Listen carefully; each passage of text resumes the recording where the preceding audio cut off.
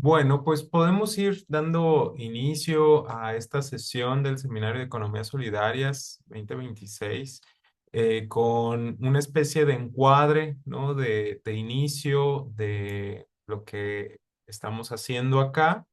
Bienvenidas a las personas recién se incorporan a esta sesión y a las personas que ya han venido siguiendo todas las sesiones. Muchas gracias por volver.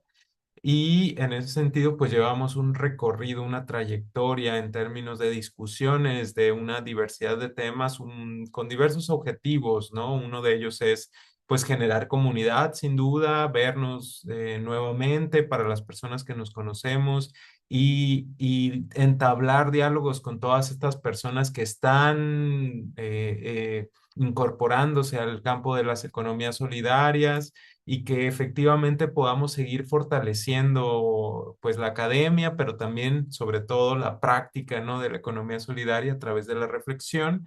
Y en ese sentido, una vez al mes, desde enero, nos hemos estado reuniendo para poder poner temas y discutir. Y en ese sentido, nos encontramos en la sesión 3 con el tema de vulnerabilidad y confianza en las cooperativas, donde Guillermo Ramírez y Nidia Reyes nos van a poder compartir. Guillermo Ramírez tendrá unos 40 minutos para poder compartir el tema y Nidia tendrá 25 minutos para poder dar comentar, ¿no? El texto y la presentación.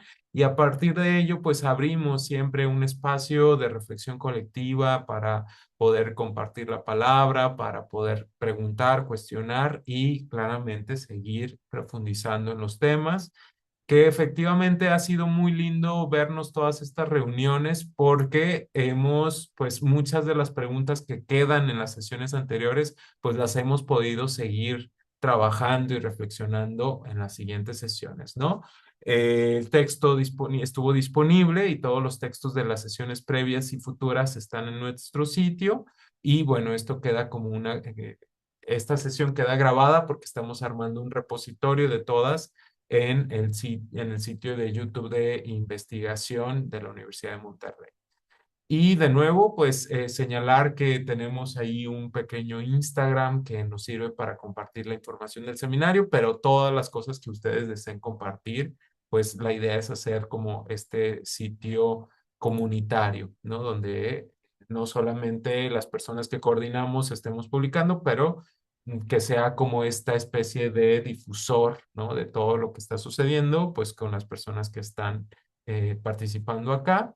Y pues también estamos abiertos a los comentarios, recomendaciones y sugerencias para seguir trabajando y mejorando este seminario. Bueno, dicho eso, pues la doctora Marcia y yo les agradecemos de nuevo su participación acá y le damos la palabra hasta 40 minutos al doctor Guillermo Ramírez para que pueda hacer una exposición del tema.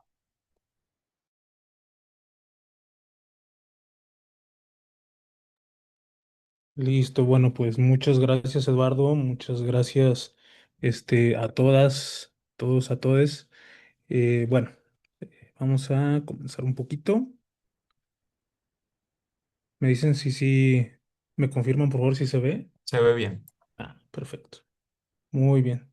Bueno, pues entonces, les voy a presentar un poquito mi tema, que nada más, listo.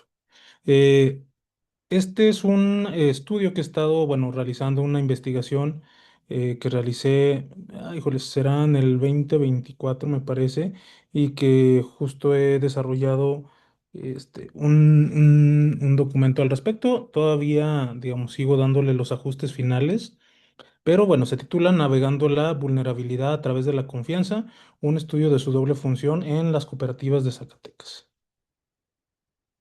Uy, dejen. Muy bien. Bueno, para esta investigación yo me centré en la pregunta de cómo realmente navegan la vulnerabilidad a través de la confianza de los miembros de las cooperativas rurales en Guadalupe, Zacatecas. Entonces les voy a ir compartiendo un poquito más del contexto. Primero que nada, la confianza. La confianza es un concepto que es multidimensional y que sigue en debate. y es usualmente abordado por la filosofía y por la sociología teórica. Dependiendo de cómo, digamos, de cómo nos aproximemos a este concepto, van a ser los retos que tengamos enfrente, ¿no? Por ejemplo, digamos, ahorita creo que hay más o menos un consenso a nivel filosófico de que la confianza tiene que ver no solo con la racionalidad, sino también con las emociones, incluso con el contexto. Por otro lado, desde la sociología teórica, nos encontramos a, bueno, autores diversos, pero uno de los más citados es el profesor Niklas Luhmann, quien habla un poquito de que la confianza nos permite disminuir la complejidad de la realidad. Es decir, nosotros estamos al momento de enfrentarnos a situaciones que no siempre desconocemos, no siempre conocemos, a veces las desconocemos, nosotros estamos haciendo uso de confianza. Y básicamente, qué es la confianza? Bueno, la confianza para estos autores es tener en cuenta o exponernos a que a la otra persona que está enfrente de nosotros no nos vaya a hacer ningún daño. Es decir, de alguna manera estar en una situación de vulnerabilidad que, bueno, ya más adelante lo iré abordando. Pero por lo pronto quiero que se queden con esta parte, que es básicamente cuando yo confío en alguien, es mi manera de yo disminuir la complejidad de que yo no puedo tener siempre la certeza de, de todo lo que puede pasar en un futuro, ¿no? Entonces, esa es la importancia de la confianza.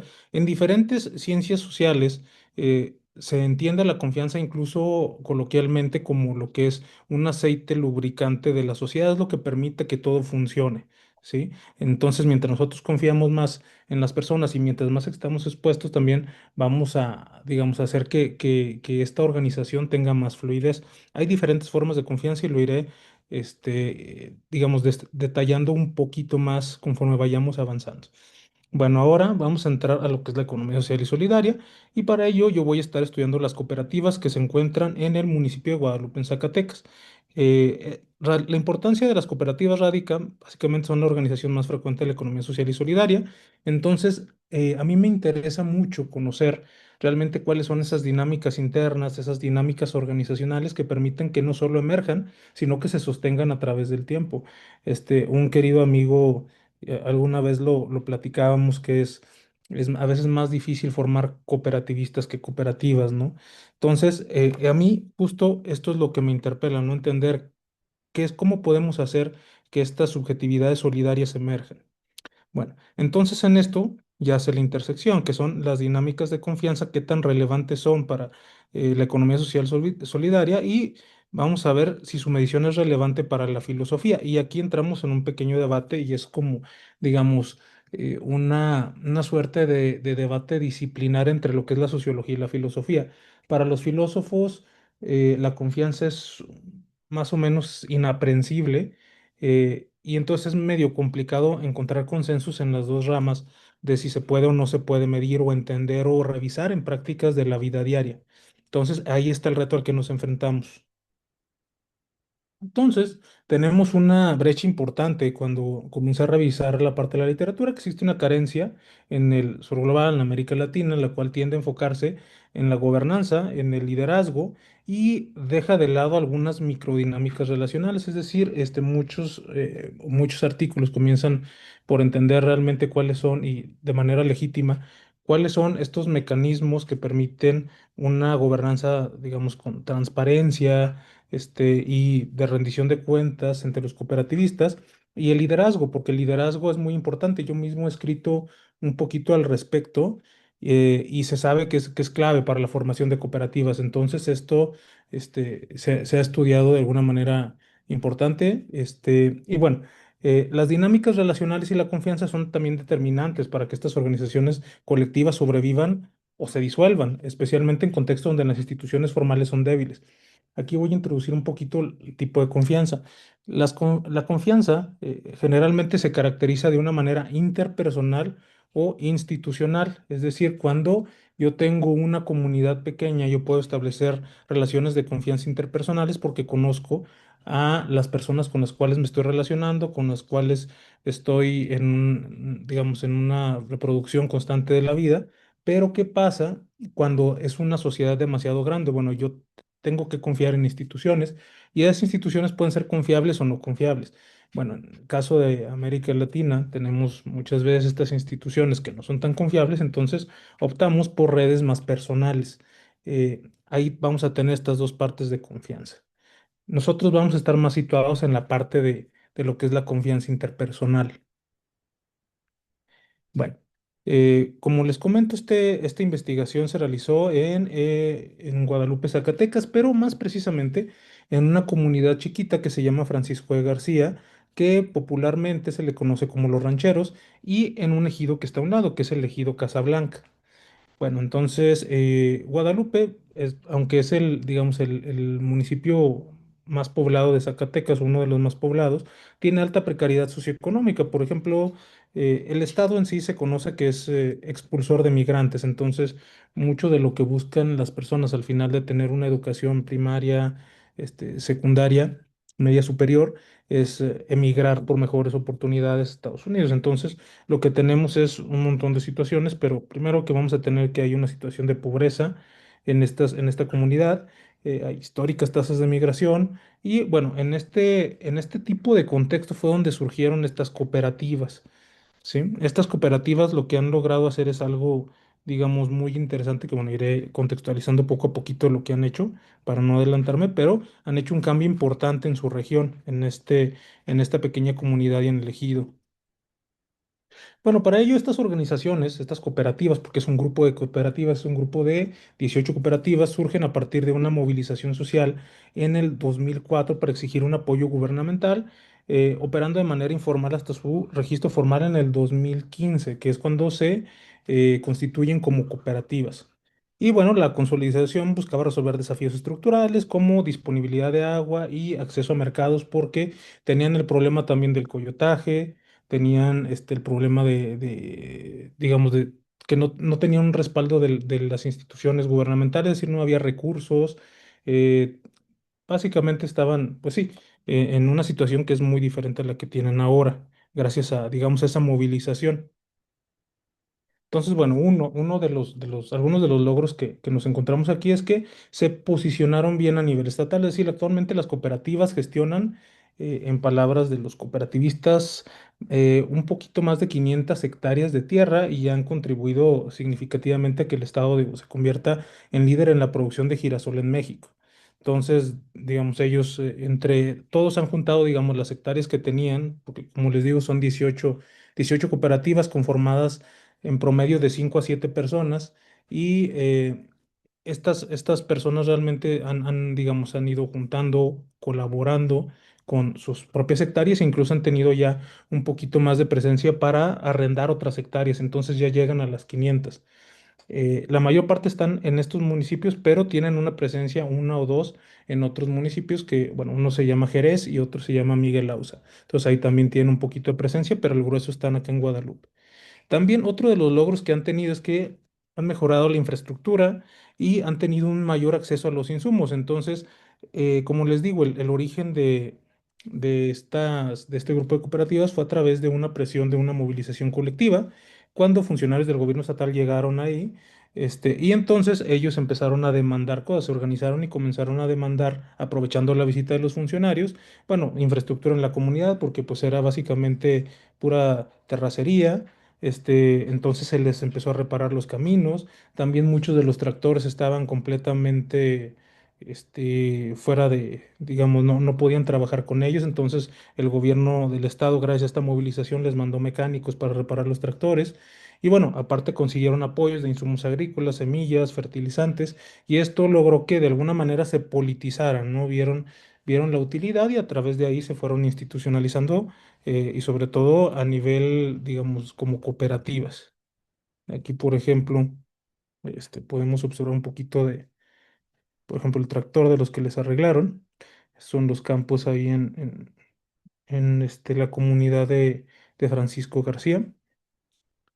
Y muchos de ellos, digamos, son hijas e hijos, hijas de muchos de los cooperativistas de ahí. Estas cooperativas son familiares y aquí tienen una consonancia muy importante, que bueno, lo iré recuperando un poquito al final, porque algo que a ellos les ayudó mucho fue que ya se conocían muy bien, entonces eso detonó completamente la confianza, ¿no? Ya se conocían de toda la vida y si no, de todas maneras, como es una población pequeña, se ubicaban unos a otros, debido a que pues mucha gente se va a Estados Unidos, pero sigue teniendo lazos con las personas que se quedan, entonces eso también es muy importante para ellos. Otros logros fue que lograron accesar a recursos y subsidios. Por ejemplo, ya cuando se empezaron a formalizar como colectiva, lograron, por ejemplo, fondos como el FONAES y con eso pudieron tener más apoyos para un montón digamos, ellos le dicen, son recursos económicos para obtener implementos para su maquinaria, para los tractores. Entonces, con ello pudieron mejorar también y disminuir digamos, mejorar su capacidad de producción, pero también disminuir digamos, el esfuerzo físico que tenían que hacer. Entonces, ellos lo trabajan mucho así.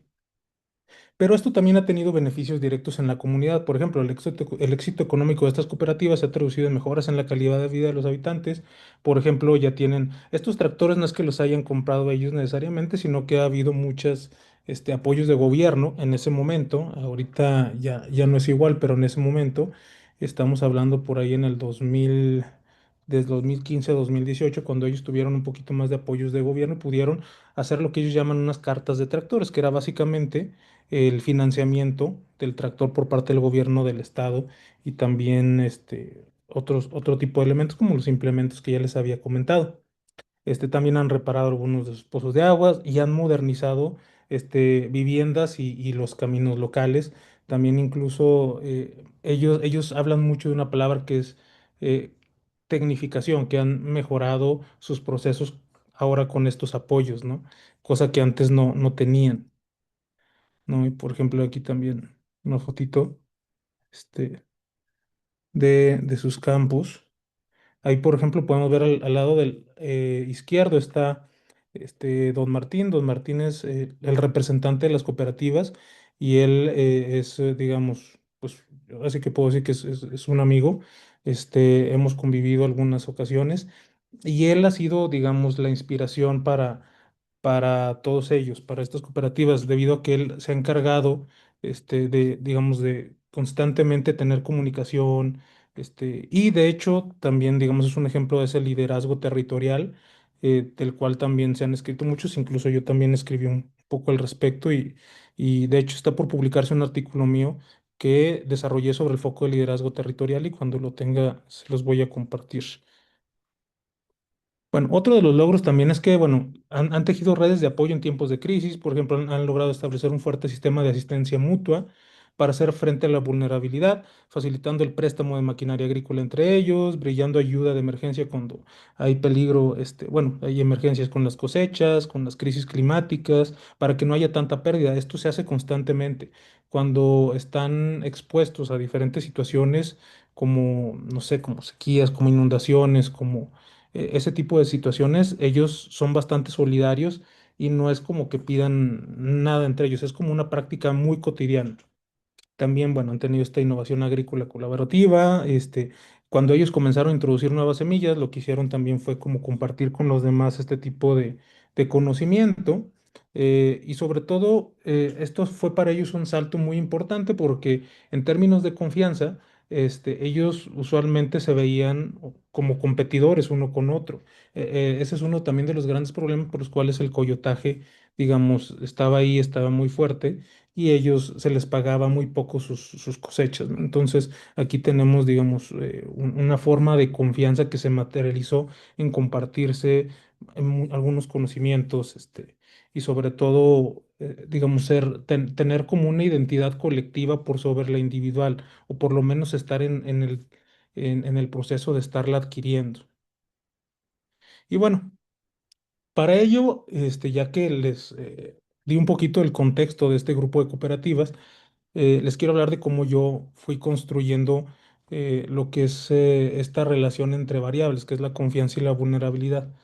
Bueno, como les decía, Luhmann es uno de los principales sociólogos que aborda la confianza, perdón, y para él es un mecanismo que reduce la complejidad sistémica y permite toma de decisiones y acción ante futuros inciertos. Se desarrolla en un mundo familiar, que son rutinas, vínculos interpersonales, y en un mundo no familiar, que son las reglas institucionales.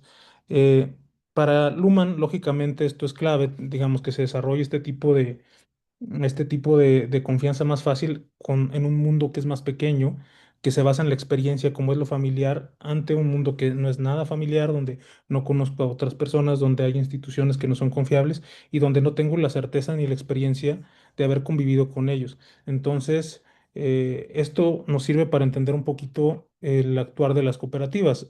Como les comento, ellos comenzaron como familia, muchos de ellos incluso son familia, muchos son conocidos, pero han vivido juntos siempre, ¿no? En la misma comunidad.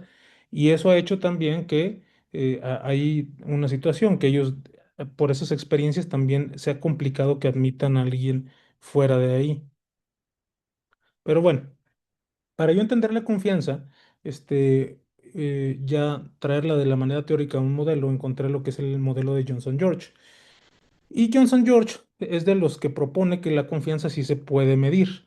Y él nos dice que la confianza evoluciona por etapas, que podemos ir desde la desconfianza, pasando a una confianza condicional y podemos llegar a una confianza incondicional, ¿sí? Pero incluso de una confianza condicional, después de ciertas experiencias negativas, podemos bajar a la desconfianza. Entonces, esto es lo que Jones and George proponen. Este es el modelo que yo busco, o bueno, busqué aplicar en un contexto mexicano, ¿no? Para ver realmente cuál era su alcance y sobre todo probándole contra lo que es la vulnerabilidad, porque él no toma en cuenta lo que es la vulnerabilidad. Ahorita voy a explicar qué se entiende en este punto. Primero vamos a dar un poquito con el modelo. El modelo tiene algunos elementos que son importantes para entender si estamos en presencia de confianza, ¿no? Son las definiciones amplias de roles. Por ejemplo, que es la forma en que los sujetos entienden sus roles, moldea el comportamiento cooperativo entre ellos. Bajo una confianza incondicional se fomenta un sentido de responsabilidad más amplio y flexible, mientras que en la confianza condicional las personas se limitan únicamente a tareas asignadas. Es decir, podemos revisar de acuerdo a las acciones que ellos hacen si estamos en presencia de uno u otro, si estamos en presencia de solo una suerte de racionalidad utilitarista o si en realidad si estamos frente a una confianza legítima, incondicional, creada con el tiempo y con prácticas constantes cooperativistas. Otras son las relaciones comunitarias. Por ejemplo, la confianza incondicional impulsa una cooperación basada no solo en las obligaciones, sino en un compromiso genuino que refuerza responsabilidad y apoyo mutuo. Por el contrario, la confianza condicional depende de expectativas recíprocas y dura solo mientras éstas se cumplen. Es decir, y este es un elemento interesante a tomar en cuenta, si realmente las personas que están en esa cooperativa solo están haciendo su parte mientras tengan una retribución o lo hacen siempre, entendiendo que hay altas y bajas. Eso también es importante entenderlo según estos autores. También tenemos la alta confiabilidad en los demás. Es decir, la confianza incondicional se basa en valores compartidos que crean una certeza mutua y que permiten un verdadero trabajo en equipo sinérgico, eliminando incertidumbre sobre intenciones o metas de los demás. Es decir, nosotros para empezar a tener confianza con alguien tenemos que partir de marcos de valores compartidos. ¿Sí? Que para mí sea importante a lo mejor una posición ética o una posición moral, no solo digamos, esto tiene que entenderse de manera colectiva, ¿sí? Entonces, si las demás personas en mi comunidad tienen este mismo marco de valores, yo voy a más fácil confiar en ellos o fácilmente confiar en ellos. De lo contrario, yo estaré un poquito reacio. Después, el comportamiento de búsqueda de ayuda, y esto también es importante, la cooperación y el trabajo en equipo dependen de identificar oportunidades para colaborar en un contexto de confianza incondicional y es buscar ayuda, es decir, no aislarse sino todo lo contrario, tener la confianza de que yo puedo contar con los demás. Los cooperativistas mencionaban mucho esto o lo combinaban entre confiabilidad y entre lealtad. Para ellos es muy importante eso, ser leal a una causa común.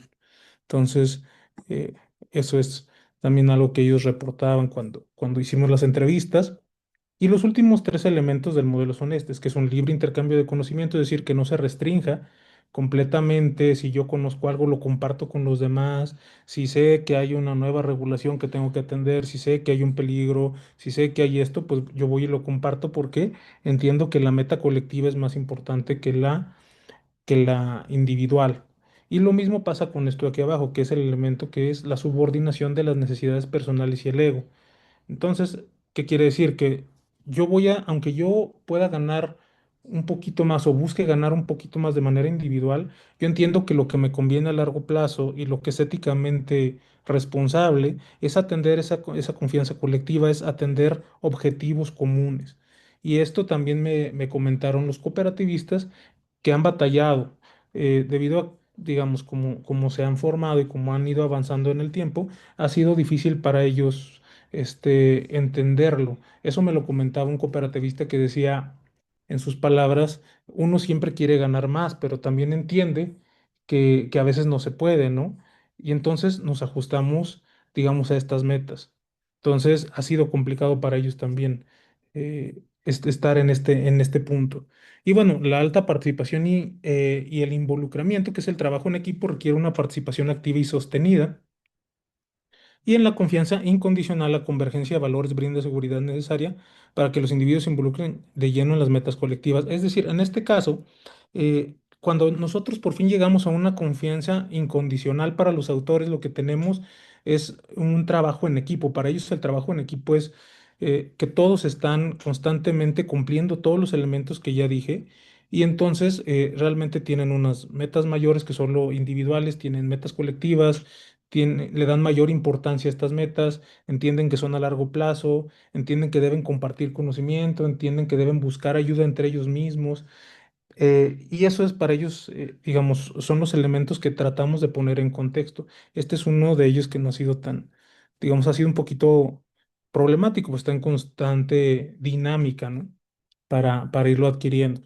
Ahora vamos a entrar a lo que es la vulnerabilidad. La mayoría de los, digamos, cuando hablamos de confianza a nivel teórico, se habla de la importancia de la vulnerabilidad, pero básicamente ningún estudio hasta, digamos, hasta antes del 2024 lo había tocado. ¿Sí? No se relaciona tanto la vulnerabilidad y la confianza, y menos en organizaciones cooperativas. Entonces, ¿qué quiero decir con vulnerabilidad? Bueno, primero voy a tomar esta cita de Bogan, que nos dice que la vulnerabilidad no es meramente una condición que refleja nuestra interdependencia, sino también es un catalizador que motiva a los agentes a conectarse con otros para sobrevivir. Es decir, puede ser un mecanismo de sobrevivencia y además digamos, es un estado natural del ser humano, ¿no?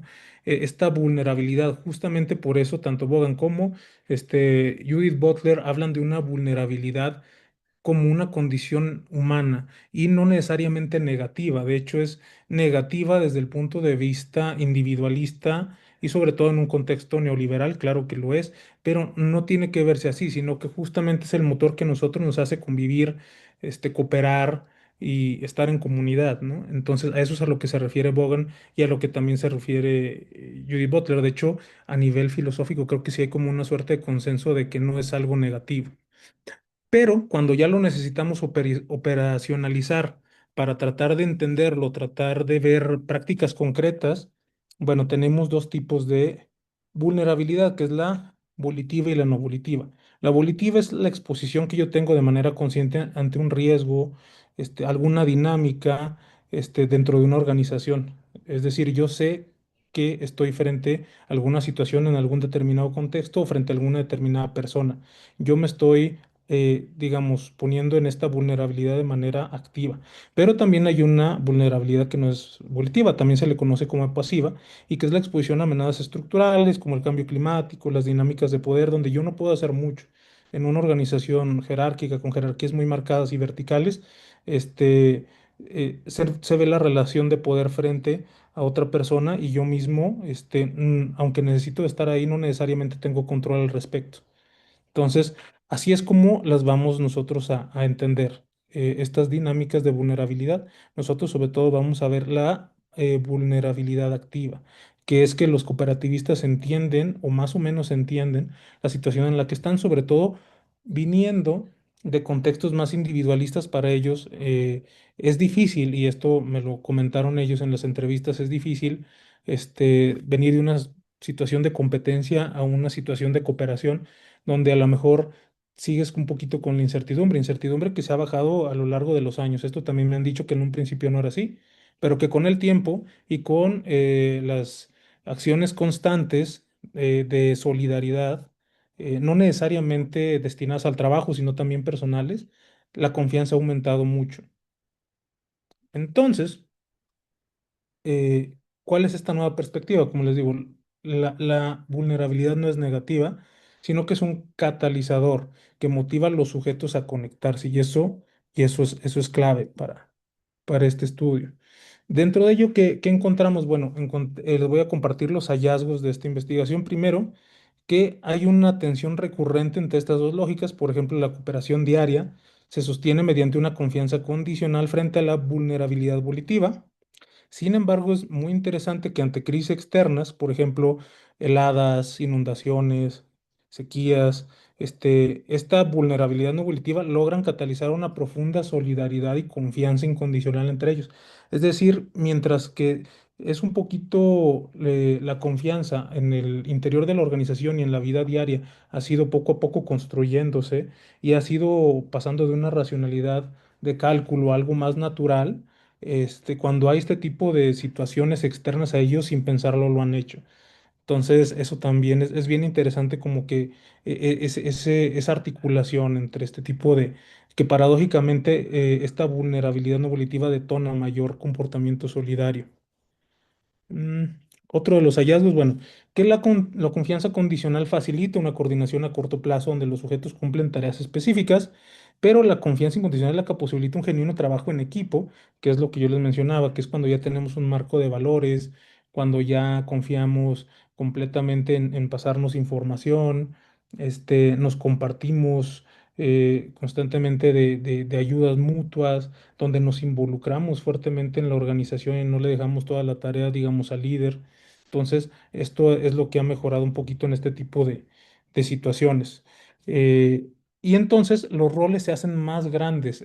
Justo uno de los elementos que menciona en el modelo de Jones y que con estos hallazgos lo que busco es dialogar con ese modelo y realmente insertar la falta de entender la vulnerabilidad como una posible extensión de ese modelo, o incluso estamos, digo, en este texto justo estoy desarrollando una mejor manera de entender esta relación entre confianza y vulnerabilidad, porque ya los roles no son incluso destinados a tareas específicas, sino que se hacen más amplios, incluyen más cosas, más acciones dentro de la misma organización.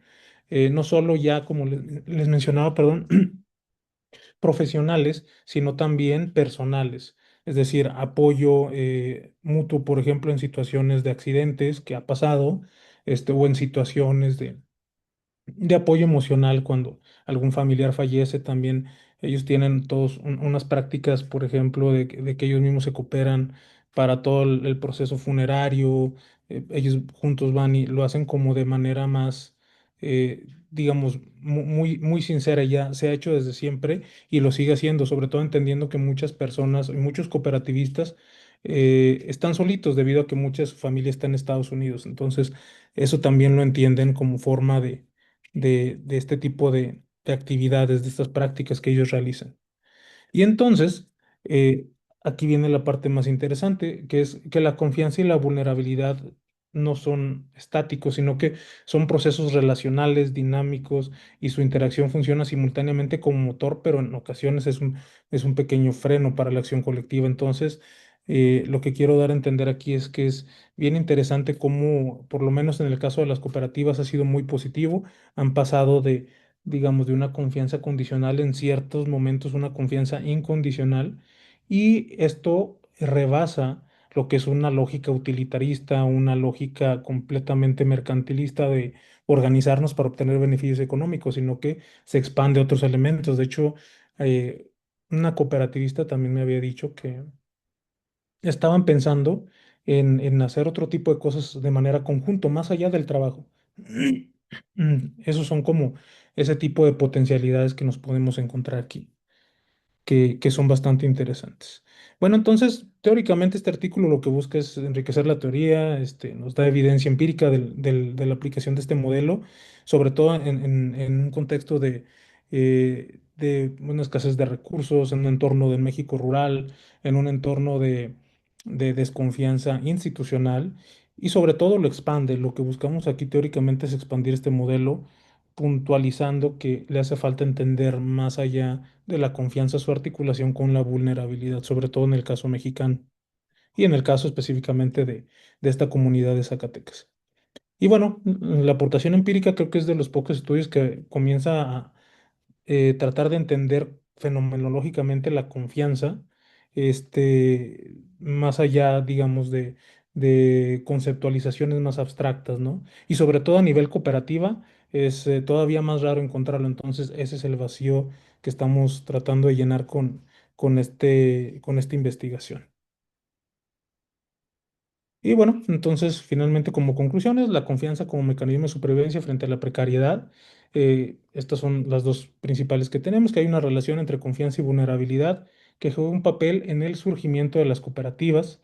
Y también hay implicaciones para el diseño institucional que se deben diseñar andamiajes institucionales internos para fortalecer dinámicas positivas en las cooperativas, sobre todo eh, al momento de que muchas veces la confianza tiene que ir pasando a una práctica más de involucramiento, que es una de las cosas que creo yo que se necesita más reforzar en las dinámicas internas de la cooperativa y que permite a su vez ir extendiéndolo un poquito, porque sí me han comentado que pues no tienen como mecanismos para garantizar que otras personas que lleguen sean confiables porque han tenido varias experiencias, un par de experiencias muy complicadas con personas nuevas que se han unido a las cooperativas, que han aceptado a veces apoyos, pero que no han dado nada a cambio y han terminado por expulsarlos, o personas que se han aprovechado de ellos. Entonces, eh, este tipo de investigaciones también nos permite tener más evidencia para ver la importancia de tener, digamos, estos mecanismos de confianza dentro de la cooperativa, dentro de sus mismos estatutos, para que se organizan mejor en su gobernanza, ¿no? Entonces eso también es clave. Y bueno, ya sería todo. Pues muchas gracias. Muchísimas gracias, Guillermo, por compartirnos esta investigación.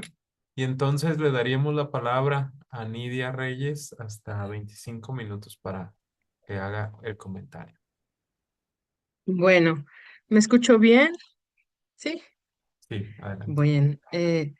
Pues antes que nada, muchas gracias por por la invitación y sobre todo por el espacio que está tan bien organizado, tan bonito, eh, pues nos llena de entusiasmo también, ¿no? Para seguir contribuyendo y pensando, ¿no? Este movimiento de la economía social y solidaria.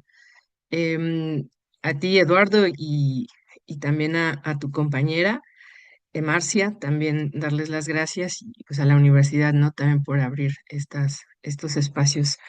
Y pues, Guillermo, es un gusto conocerte, no tenía el placer de conocerte y pues conocerte leyéndote, ¿no? Ese es, que también es una forma interesante de conocer a una persona desde el inicio, ¿no? Entonces, pues un gusto, Guillermo, poderte comentar este artículo tan valioso, tan importante, por precisamente la aportación que hace, ¿no? Bien, lo mencionas en el artículo, esta aportación en los debates sobre el cooperativismo, sobre la economía social que están de alguna manera también centralizados en ciertos temas que no son para nada menos importantes, pero que también a veces la academia se centra en temas como lo organizacional, ¿no?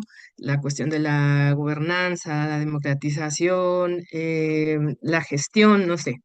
Y tú pones en la mesa del debate académico pues me parece muy importante también trasladar este artículo pues a las organizaciones, ¿no?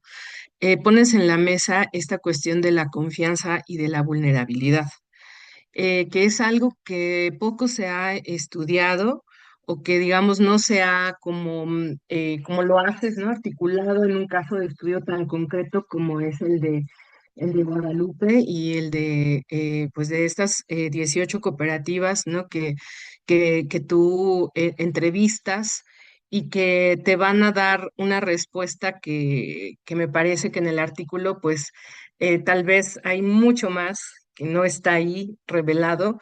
La tabla que haces, ¿no? Con rescatando las frases, las aportaciones que encontraste en estos líderes, pues nos ayuda como a tener una visión, como un pequeño adelanto de lo que fueron de enriquecedoras esas entrevistas. Entonces, bueno, igual ahorita con tu exposición, las imágenes, queda más claro de qué es lo que estás hablando y qué es lo que estás viendo, ¿no? En estas experiencias. Entonces, de primera, pues me parece muy valioso tu trabajo en este sentido. Em, Bien, a mí me gustaría retomar un par de ideas que manejas en el trabajo, eh, principalmente la cuestión de la voluntad y también la cuestión de la crisis, como esta relación o la paradoja de la crisis, ¿no? Que manejas en el artículo, un tanto en que si la organización, ¿no? Como pensemos una cooperativa, una empresa de social, ¿no? De economía social solidaria, em, pues como que se tiene esta idea, ¿no? De que aparecen en los momentos de la crisis, en los momentos en donde la vulnerabilidad no evolutiva, como lo nombras tú, es el motor que genera esa confianza incondicional y que entonces nos lleva a una especie de reciprocidad calculada. Esta idea para mí me resonó inmediatamente en la obra de Karl Polanyi, ¿no? De este economista, pues sí, ya un poquito ya viejito, pero que bueno, Polanyi nos habla precisamente en la gran transformación, en el texto de la gran transformación, pues nos habla precisamente de cómo es el propio sistema capitalista y sobre todo el mercado el que va generando estas condiciones también estructurales que van pues ocasionando, ¿no? Una vulnerabilidad, ¿no? Si lo trasladamos a este análisis que haces. Y que básicamente a través de estas pues de esta fetichización, ¿no? Hasta cierto punto del dinero, del trabajo y del mercado, es que pues se generan unas condiciones estructurales que cada vez más van vulnerando, ¿no? A las personas. Y en ese sentido, quiero encuadrar un poco lo que hablas de la paradoja de la crisis, ¿no? Porque Polanyi nos habla de este doble movimiento y entonces nos dice, la sociedad responde a esa vulnerabilidad que genera el propio sistema y el mercado, esa frialdad del mercado que va creando y que genera una respuesta social que durante el siglo 19, ¿no? Y podemos ahí rastrear incluso también los momentos más importantes del movimiento cooperativista, pues van respondiendo a esos embates, ¿no? Del propio modelo y su desarrollo histórico. En ese sentido, la vulnerabilidad responde o tiene una contraparte, ¿no? Una respuesta que se va a materializar en instituciones que pueden ser perdón, los sindicatos, por ejemplo, que podemos ver las cooperativas también, ¿no? Y que pues va de alguna manera también a funcionalizar esas respuestas sociales que funcionan en ocasiones como un paliativo de estos embates de la estructura y de la economía, ¿no? En ese sentido, pues Polanyi nos invita a pensar la economía em, pues fuera de estas lógicas y regresarla a lo social, ¿no? Volverla a humanizar, ¿no? Y aquí, pues, retomo esto que retomas de Butler, ¿no? Sobre esta condición humana que nos hace esa vulnerabilidad, pero que no debemos olvidar que son las condiciones estructurales también del propio sistema capitalista las que están constantemente generando estas condiciones de vulnerabilidad. Y ahí lo vemos en el caso que tú estás manejando, ¿no? En el caso de Zacatecas, en un contexto estructural, ¿no? En donde la migración ha sido uno de los principales situaciones sociales que han enfrentado y pues básicamente, ¿no? Muy específicamente, em, estos liderazgos que emergen en una coyuntura en la que se plantea un diálogo con la gobernadora de Zacatecas, ¿no? Amalia García, que también incluso tiene una, pues una presencia, es un personaje de la izquierda mexicana y que ya pues empieza, ¿no? A hacer este diálogo con estos líderes y de ahí también de esa, digamos, como que de ese encuentro entre gobierno y sociedad civil o base, pues empiezan a configurarse a reconfigurarse las relaciones políticas también en los territorios locales. Entonces, bueno, todo esto que estoy tratando de plantear, pues sí, nos habla de una amenaza, ¿no? Constante del sistema. Y entonces pensar si la organización, ¿no? Que se conforma en respuesta de estas tensiones depende o va a depender, ¿no? Su cohesión de de eso que los une, que es la resistencia ante el sistema. Sí, entonces ahí me gustaría como también, no sé, establecer un poquito el diálogo contigo y que me dijeras también, no sé, lo que tú piensas, ¿no? A partir de lo que observas en los casos, sobre esta también dependencia a las constantes tensiones, ¿no? Que se podría generar y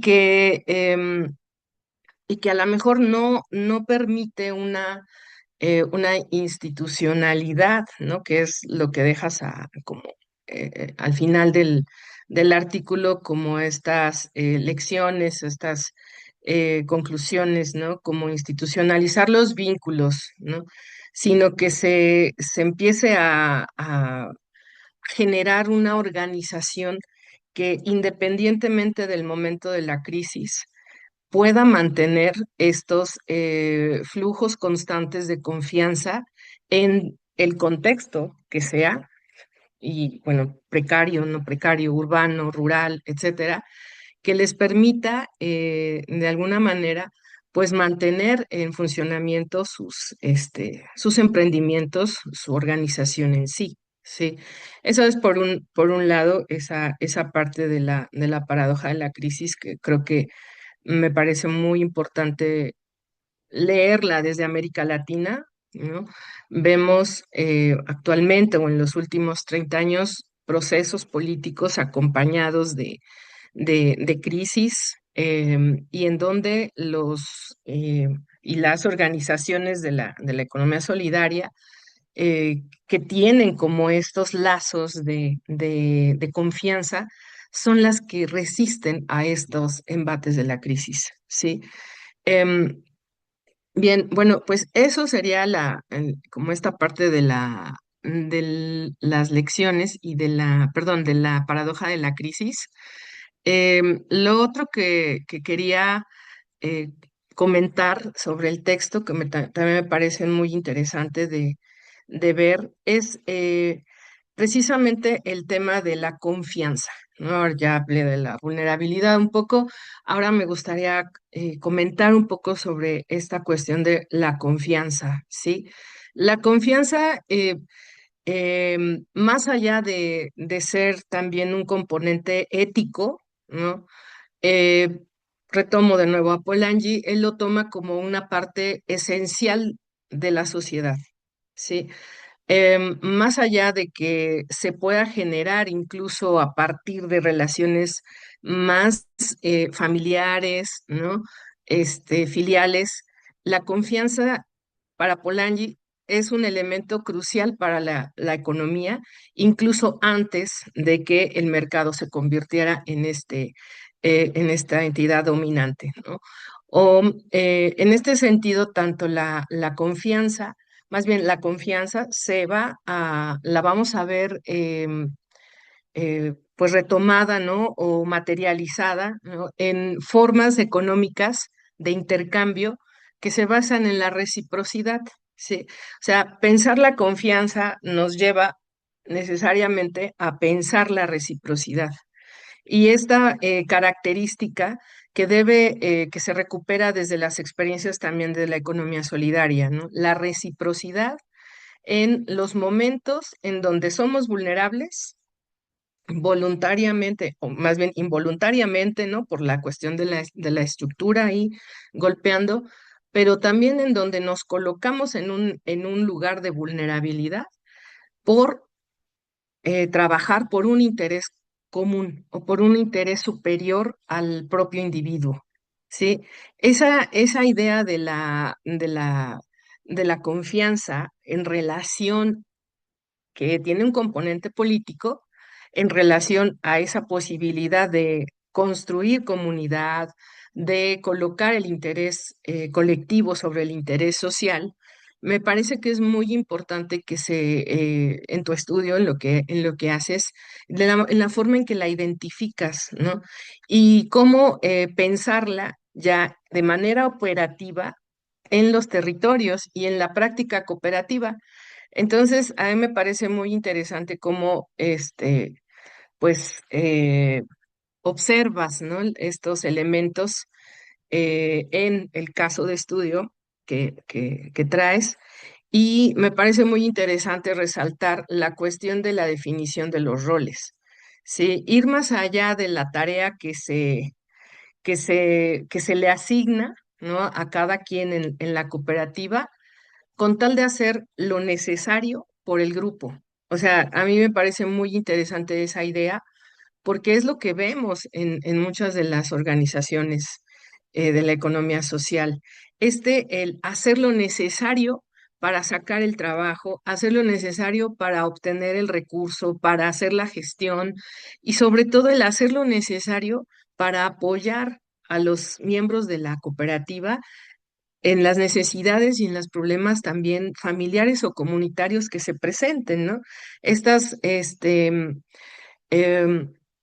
acciones que hacen esa distinción, ¿no? De una empresa tradicional a una empresa social, una empresa solidaria, es precisamente ese vínculo con la comunidad, ¿sí? Las relaciones comunitarias ver al compañero de la cooperativa ya no como un compañero o un colega, sino como parte de un ecosistema comunitario, de una familia incluso. Em, en ese sentido, me parece muy importante que observemos todas y todos en nuestras propias experiencias cuáles son esas relaciones comunitarias que tenemos con otras, pues con otras organizaciones y al interior de nuestra propia organización, ¿sí?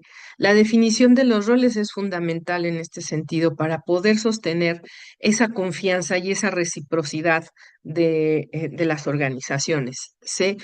Em, creo que mucho de la cultura organizacional que se está construyendo desde las cooperativas tiene que ver con esa potencia que tienen para poder ir instituyendo, ¿no? O sea, como de alguna manera ya normalizando dentro de la propia empresa, pues estas asignaciones de roles que cohesionan y que conectan directamente con la comunidad. Y bueno, ya voy a terminar. Finalmente, pienso que otro de los elementos que tú resaltas, pues tiene que ver con el alto involucramiento, ¿no? La participación activa que trasciende a la simple asistencia de las asambleas, ¿no? O sea, creo que ahorita los demás compañeras y compañeros que están escuchando podrán dialogarlo, ¿no? En esta cuestión de la participación activa. ¿Cómo estamos en las cooperativas en términos de participación activa? ¿Sí?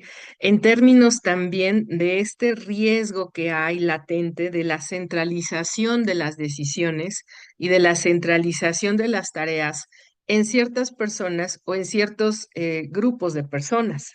Sí, el alto involucramiento dentro de la organización me parece que tiene que ver también con la acción que se realiza o el rol que tenga en torno a la calidad y a la eficiencia que las personas puedan o que los individuos puedan realizar, ¿no? Dentro de la propia cooperativa. Pero hay otra cosa interesante que por aquí sale, ¿no? Anteponer la meta colectiva sobre el interés personal implica un proceso de subordinación del ego que afecta directamente pues a esta lógica de homo economicus, de que toma decisiones, ¿no? Totalmente racionales, individuales y que no se fija del resto del mundo más que de su propio beneficio. Y entonces esa subordinación del ego, pues más bien creo que ahí está la apuesta ética política en la que las cooperativas tendríamos que ir centrando nuestros esfuerzos porque em, considero que es lo que hace o lo que va a dar ese primer paso para generar estas condiciones de confianza y estas condiciones que nos lleven a una reciprocidad y por lo tanto a una, eh, digamos, em, a un frente que confronte estas tensiones que vienen desde la estructura y desde el propio sistema capitalista. Entonces, me parece muy interesante lo que dices, Guillermo, sobre el formar cooperativistas, pero ¿cómo lo hacemos? ¿No? Es ahí en donde empieza esta cuestión y finalmente, para ya terminar, el formar cooperativistas, esta tensión tiene que ver también con las expectativas que hay de los propios socios y miembros de las cooperativas o de las organizaciones. Lo mencionas muy bien en el artículo, es cumplir la expectativa del individuo porque entonces es la confianza que tienes en que el grupo no te va a fallar, como lo ha hecho el gobierno, como lo ha hecho este, la empresa, etcétera, ¿no? En la cooperativa tendría que existir así que ese principio, ¿no? El de el de cumplir una expectativa y tener claridad en las expectativas, ¿sí?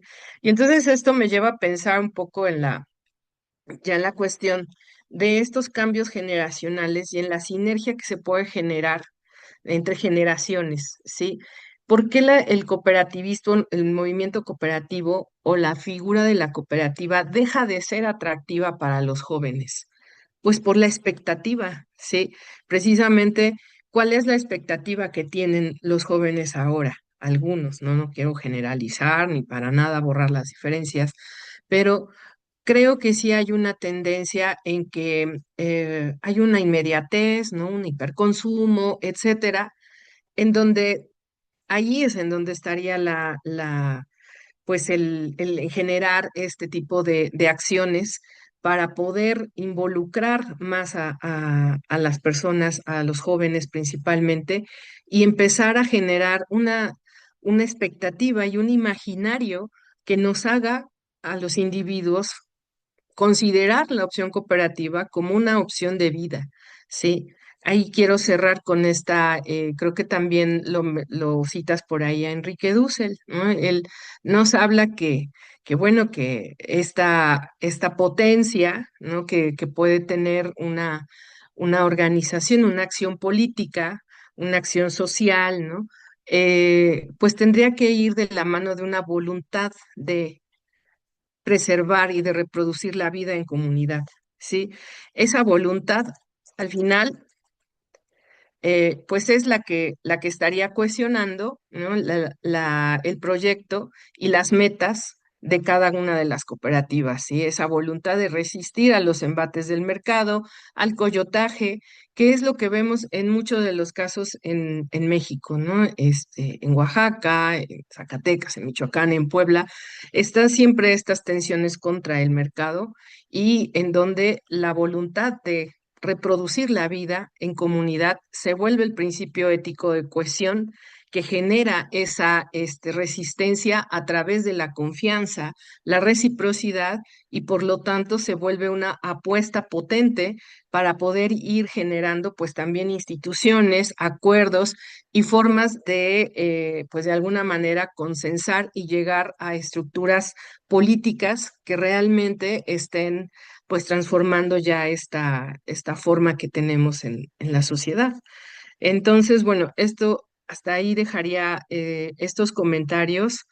No sin antes volverte a felicitar, me parece muy interesante todo lo que recuperas, las voces de estos líderes, que bueno, a mí también me gustaría ver si, o saber si tienes una segunda parte, un segundo artículo, en donde podamos ver ahora la visión de los otros miembros de estas cooperativas.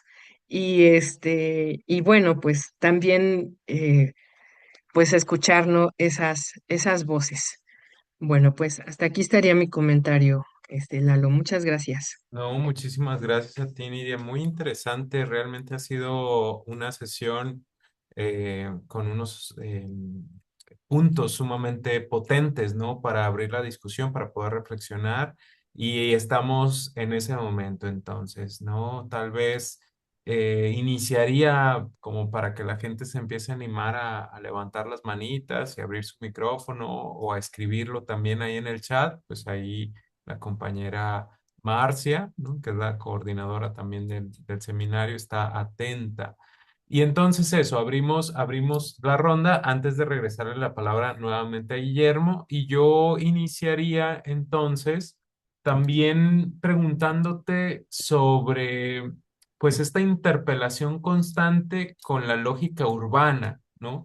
Porque siempre en- o más bien somos capaces de comprender esto que has dicho muy claramente, pues son personas que se conocen prácticamente desde toda la vida y efectivamente ahí hay un componente de generación de confianza muy importante, ¿no? El encuentro, el verse, aunque no hablen mucho, pues el saber que existe esa otra persona dentro del espacio geográfico, pues son elementos creadores de confianza. Y entonces, ¿qué hacemos en entornos que nos están individualizando, ¿no? Que constantemente hay una producción de la individualidad o hiperindividualidad, que es el entorno urbano, cómo podemos enfrentarnos a esto, ¿no? Con las herramientas teóricas que efectivamente coincido en que son muy potentes. Entonces, por ahí dejo esa pregunta, ¿no? Junto con todo el comentario de Nidia, que fue fabuloso, y está Paola y luego Sergio.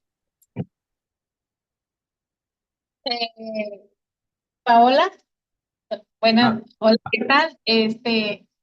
Primero que nada, felicitar por el artículo, que la verdad sí nos pone en ese contexto. Yo soy parte y fundadora de una cooperativa familiar, pero puede ser híbrida también, porque también incorporamos a parte de la sociedad de pescadores de acá de Mazatlán, Sinaloa. Nosotros, considero que el punto expuesto, eh, total de acuerdo con la confianza. Partimos para un proyecto en la comunidad de la confianza. Partimos de conocernos, partimos de buscar oportunidad, explorando un proyecto. A lo que nosotros los cooperativistas nos enfrentamos es a que los que ya estamos formados pues ya tenemos un objetivo y un camino a trazar. La ley de sociedades cooperativas es muy clara y esa es nuestra guía para poder trabajar en el ordenamiento, en respetar las reglas, en ser respetuosos a la asamblea y tomar las decisiones en conjunto como cooperativa, como tal, Sin embargo, a lo que nosotros nos enfrentamos es a la falta de creación de nuevas cooperativas, porque bien lo dicen, es más fácil crear cooperativas que tener cooperativistas, pero es porque no hay proyectos. Sí hay formas y ganas de trabajar, sí hay participación social, sí hay confianza, sí estamos organizados en las comunidades. Lo que nos hace falta son proyectos. ¿Por qué? Porque la pesca, que es donde se emanan gran parte de los productos que se procesan en esta zona pesquera, pues eh, no hay no hay un control en las capturas, por ende hay muchos altos y bajos en las especies, pero es porque también las instituciones tienen que apegarse al cambio climático, a nuevas formas de coordinar las temporadas, porque seguimos trabajando con los usos y costumbres de toda la vida, pero los tiempos ya han cambiado. Los tiempos nos reflejan que no podemos seguir continuando en la misma sinergia de toda la vida, de todo el tiempo, de la generación tras generación. Nosotros fundamos una cooperativa, Fortaleza Marina, de recicladores para reutilizar el residuo pesquero, porque final de cuentas somos hijos, esposas, madres, hermanos de los pescadores y que ellos ya tienen sus permisos y de captura y de extracción. Nosotros participamos en la comercialización, en la limpieza y en darle el valor agregado al producto, pero se desperdicia mucho. Entonces, pues obviamente con los hijos que ya rebasamos y que ya estudiamos y que ya tenemos especialidades en ciertas materias, pues logramos desarrollar procesos de extracción de valor agregado extraídos de los residuos de la pesca. Y hoy por hoy contamos con un producto, pero tenemos más de 20 en la fila, pero los estamos haciendo con la misma ingreso y acuerdo de asamblea, reinvirtiendo el recurso de lo que sale de la comercialización. Porque final de cuentas no hemos encontrado un fomento al proyecto de la cooperativa, no hemos encontrado esa mano amiga institucional que nos lleve de la mano para poder darle a ese producto que se está desarrollando con conocimiento, con estudio, con investigación y con la participación unida de los pescadores, de las maquiladoras, de las que podemos aportarle ese conocimiento al proyecto, poder lograr tener un proyecto integral. Entonces somos un grupo que se formó en una cooperativa y que ahí vamos, unidos con confianza, pero también carentes de ese apoyo institucional. Y sí, tiene toda la razón. Aplaudo los puntos que pusieron porque sí es verdad, pero sí hay conocimiento, sí hay trabajo, sí hay confianza, sí hay unión, nos hace falta proyectos.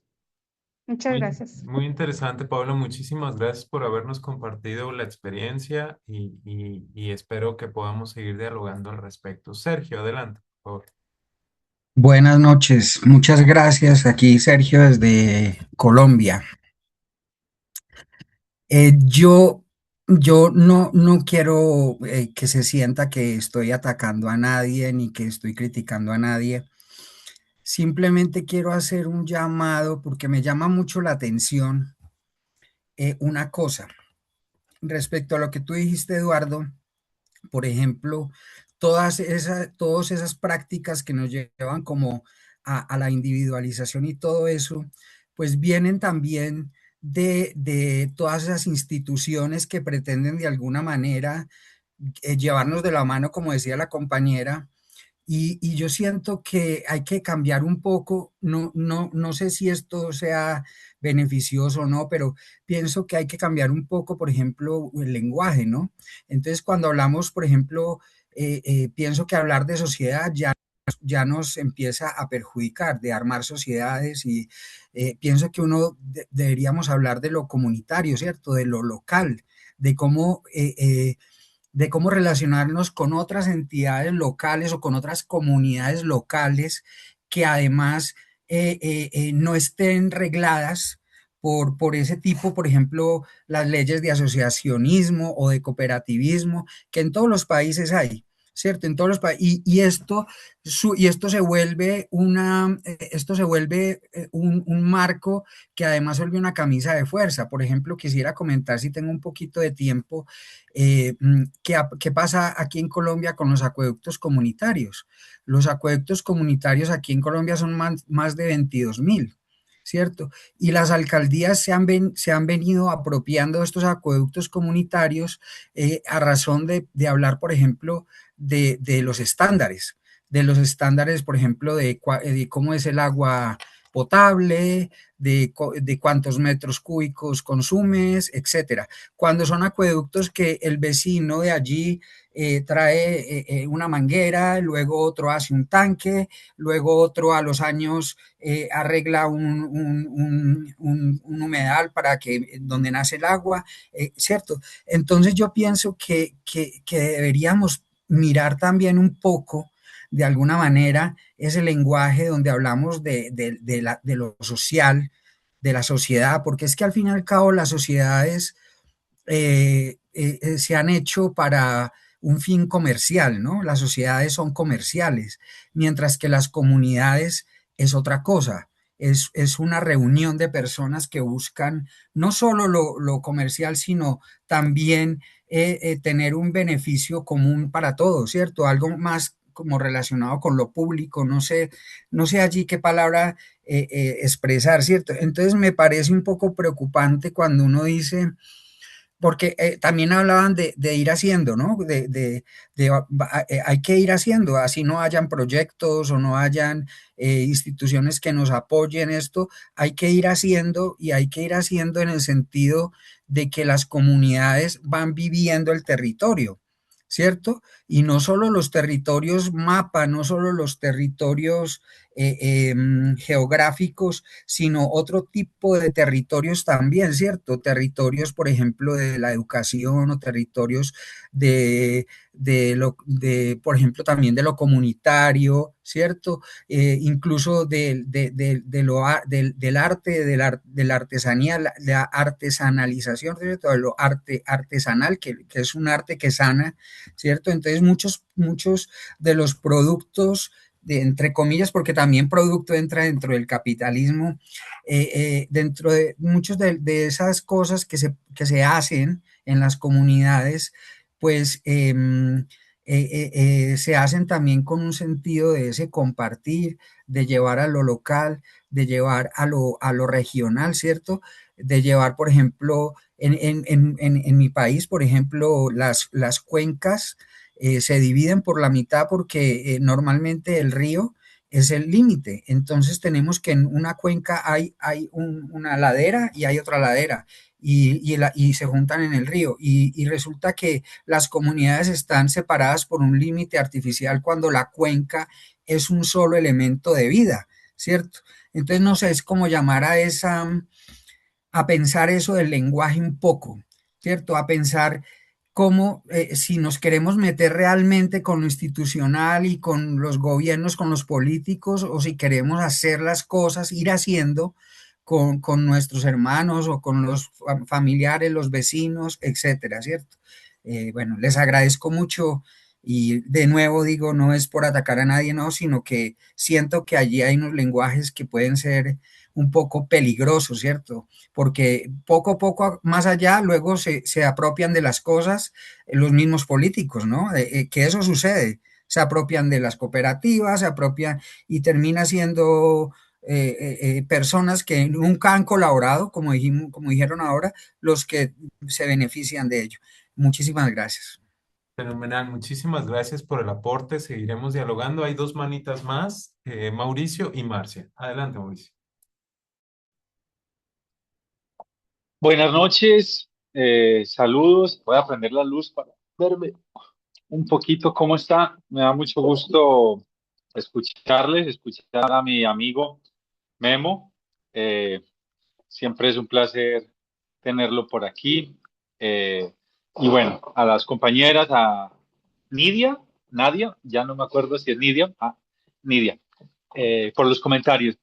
Eh, la exposición de Memo me hace pensar en varias cosas. Uno, en eso que Raceto por allá hace muchos años hablaba del factor C como uno de los elementos centrales de la economía solidaria, de la economía popular solidaria, como él le llamaba, y que sin lugar a dudas es como una suerte de activo invisible, intangible, que construye los procesos sociales y las organizaciones. Nosotros por ahí nos intentamos atrever a formular que la confianza es uno de los elementos que construyen la subjetividad solidaria para que estos procesos puedan emerger y que ante un contexto de vulnerabilidad y de crisis sistémicas, pues constituyen como las herramientas que tienen las personas para poder juntarse. No quiero abundar en eso porque fue lo que dijeron, pero me hizo pensar en algo y que es para problematizar. Y es si la confianza tendría que tener una adjetivación o tendría que tener un propósito muy claro. ¿Por qué? Porque el capitalismo hace construir o construye confianza para enhebrar esa subjetividad capitalista. El Estado, a través de sus políticas, sus programas, busca generar confianza en los ciudadanos. Y peor aún, algo que pasó hace poco en Michoacán. Los grupos al margen de la ley están generando confianza en las sociedades para impartir justicia. La ausencia del Estado en los territorios ha generado que la gente confíe más en los grupos alzados en armas que en el mismo Estado. Entonces me pregunto si la confianza es en todos los casos positiva, en todos los casos solidaria, o habría un tipo, una clasificación de la confianza dependiendo a qué objetivo están respondiendo. Porque lo que hace el Estado, perdón, lo que hace el mercado con la publicidad, con el marketing, ¿no es generar acaso confianza en los consumidores para que ciegamente salgan al mercado a intercambiar lo que en otros mercados o en otros sistemas de intercambio podrían obtener? ¿No creó acaso la revolución verde confianza o pseudo confianza en los campesinos para venderles los paquetes tecnológicos? ¿No es acaso los promotores de las empresas capitalistas buscando generar o el coach o este tipo de, eh, digamos, marketing que quiere vender para buscar en los clientes esa confianza que no tienen? Entonces, quisiera problematizar aquí con Memo si tendríamos que ampliar el espectro analítico de la confianza e identificar a qué tipo de racionalidad están siendo útiles. A esa racionalidad reproductiva de la que nos habló tanto Hinkelhammer y Mora y de la que las teóricas de la economía solidaria nos invitan a pensar, o si la confianza también es un activo y un vehículo para posicionar el poder hegemónico de aquellos que quieren sentarse en el poder. Entonces es una provocación ahí para que nos ayudemos a pensar a quién beneficia la confianza, a quién le aporta. Muchas gracias, qué rico y me suma las felicitaciones de Nidia por este espacio tan bello. Un gusto verles, Josefina, qué rico que estés por aquí también. Qué gusto, Mauricio, Bueno, ya con muchísimas esto cierro. gracias. Gracias. Y sí, la idea es seguir o promover un espacio cercano, un espacio bonito, ¿no? Para poder compartir, reflexionar y construir. Entonces es muy potente también esta reflexión que nos dejas y Marcia tiene la manita. Adelante. Gracias, Eduardo, y muchas felicidades. Perdonen que no encienda mi cámara, pero la enciendo y mi Zoom colapsa. Entonces voy a mantenerla así, una disculpa. Eh, pero me pareció un diálogo súper, súper potente lo que pone en la mesa Guillermo y, bueno, los comentarios de Nidia y esto último que Mauricio nos comenta en relación a lo que, bueno, Rosana Reguillo le llama lo paralegal y cómo eso paralegal ha estado generando toda la confianza en los territorios ya cooptados por el crimen organizado, ¿no?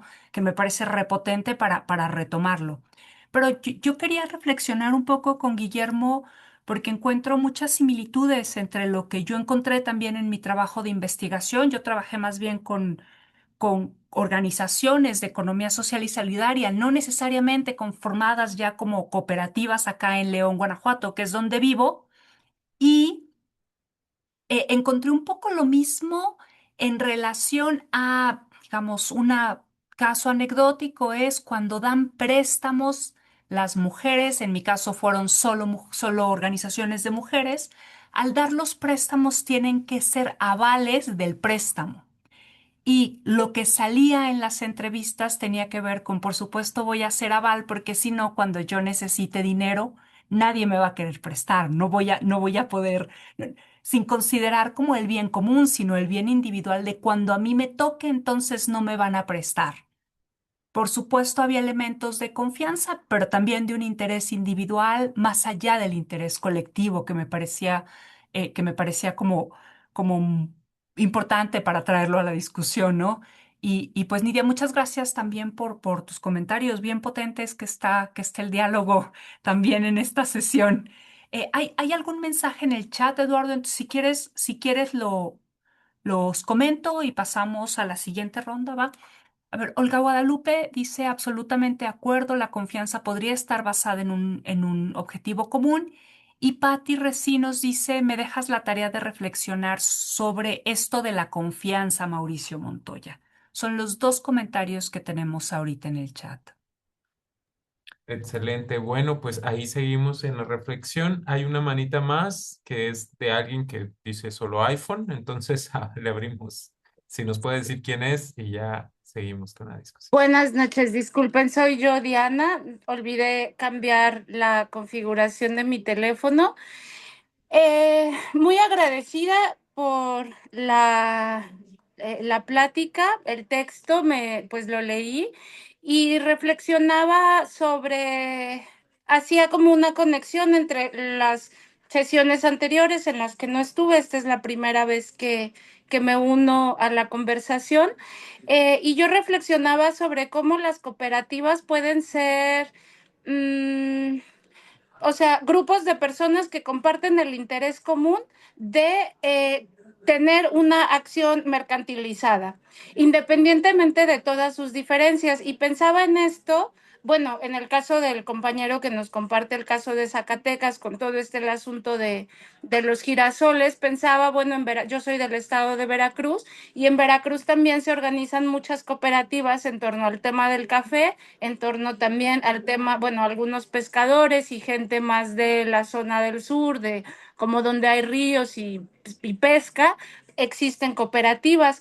Y en el tema del café me tocó en alguna ocasión, yo no formaba parte de la cooperativa, pero me tocó estar en algunas reuniones de una cooperativa de cafeticultores y algo que me llamaba mucho la atención es cómo a pesar de las diferencias llegan a acuerdos. O sea, y la gente decía, bueno, pues yo no estoy de acuerdo con nada de eso, pero entre las opciones voto por esta, ¿no? Y cómo cuando tenemos un interés en común, las diferencias se vuelven más pequeñas o las diferencias aprendemos a hacerlas a un lado. Y algo que me llama mucho la atención a propósito de cosas que hablaban en las sesiones anteriores era sobre, pues, cómo a veces perdemos el rumbo por las diferencias personales, ¿no? Es que no comparto los intereses, es que ya me hicieron feo, es que ya me vieron feo, pero a veces las experiencias, digo yo, del campo o de las zonas rurales o de cooperativas de mujeres incluso, nos muestran que cuando tenemos un interés principalmente económico, cuando tenemos un interés en común para sacar adelante el barco, pues ya las diferencias personales o más de forma que de fondo, pues pasan a segundo plano.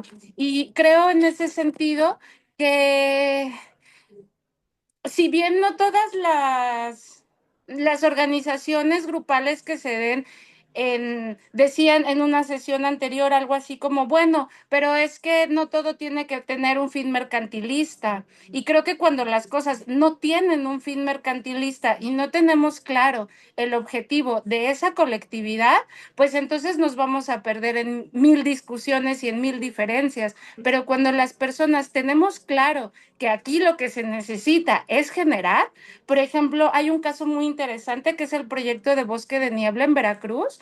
Es una cooperativa grandísima, ¿no? O sea, ya estamos hablando de pueblos que se han juntado y así. También es el caso del compañero de Zacatecas, por lo que entiendo, son varios como grupos. Entonces, a lo que voy es como pues el capital o el interés a veces por generar un ingreso para las familias de los grupos, de las cooperativas, pues esa es la razón que nos une, ¿no?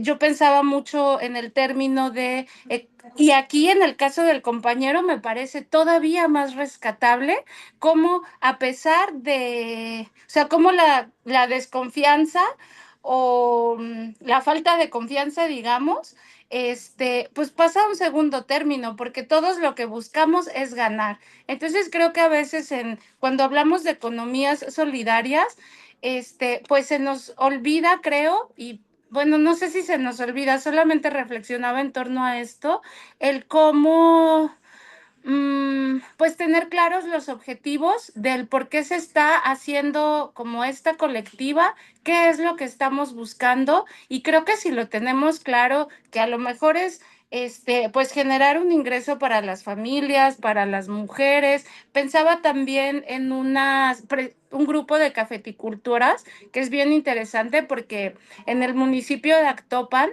como que varias mujeres algunas tenían tierras porque habían heredado y otras tenían tierras porque eran como de sus maridos y los esposos ahí las tenían súper abandonadas. Entonces, pues estas mujeres, que eran 7 mujeres, entre ellas 7 solitas se organizaron para sacar adelante un proyecto productivo de café orgánico para vender en Jalapa y era muy chistoso porque hubo un caso ahí muy, muy chistoso porque entre unas de ellas, como que una había sido exmujer del esposo actual de una de las otras.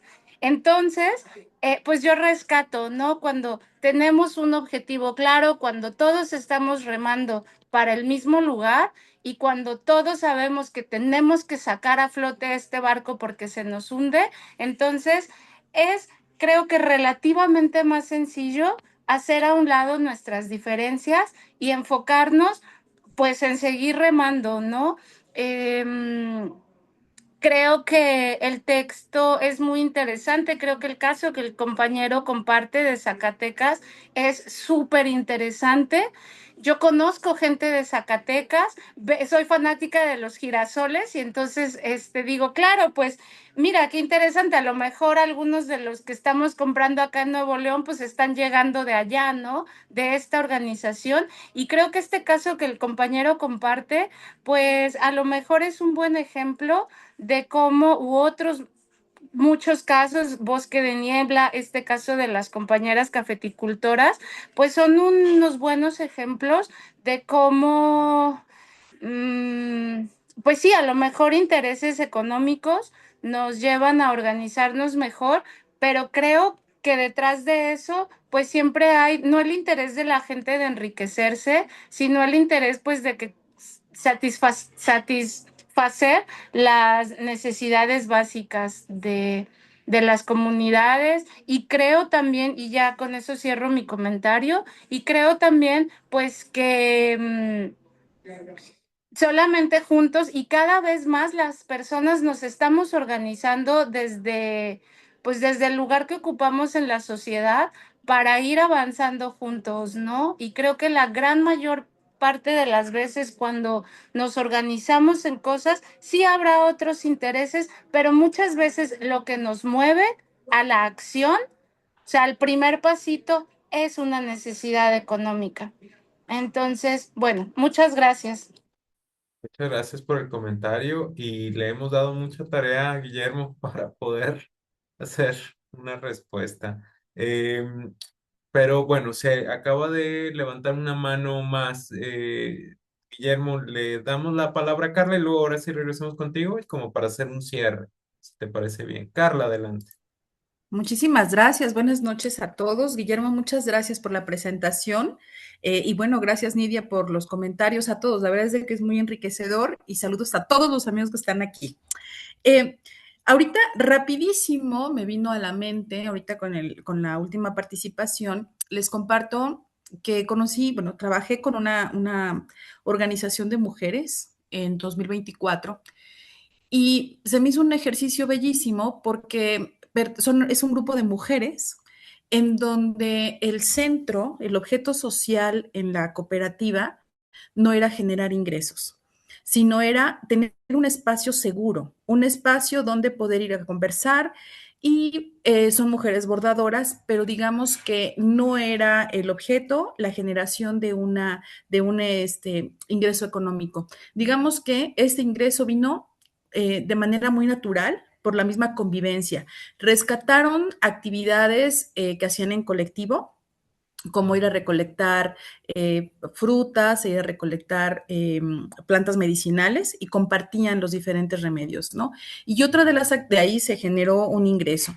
Y por otro lado, empezaron a generar recetarios de comida tradicional y finalmente, pues sí producen ropa bordada, incluso ya están haciendo camisa para caballero, bordadas. Entonces, digamos que es un caso muy interesante, solamente para decir que, bueno, esta idea de unirnos, el encontrarnos en un proyecto, no necesariamente tiene que ir por el componente económico, ¿no? Y eso solamente quería compartirlo, porque es la única cooperativa que yo conozco con esas características, y bueno, es en un contexto de vulnerabilidad, ¿no? Y ahí es generado un proceso de confianza importante y pues ya tienen 8 años trabajando estas mujeres y bueno, se me hizo interesante platicarlo. Y eso por un lado, y trataré de ser muy breve, pero Guillermo, tu presentación me encantó, pero aparte me trajo un dolor,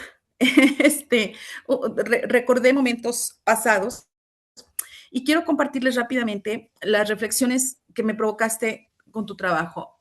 Nosotros en Morelia, Michoacán, 2018-2019 tuvimos un proceso, un seminario de economía social solidaria y de ahí se generó la idea de crear una cooperativa de consumo. Entonces, pensaba en, es una cooperativa que se desarrolló en unos 5 meses, fue un trabajo colectivo precioso. Sin embargo, pues se presentaron algunas tensiones. Hacíamos canastas solidarias, nos vinculamos con pequeños productores y la idea era pues crear una red de consumidores, ¿no? Vincularnos, decía un compañero de una manera muy hermosa, éramos una especie de bisagra entre productores y consumidores. Bien, pensaba en la atención que muchos trabajos sobre cooperativas de repente no alcanzan a explicar muy bien.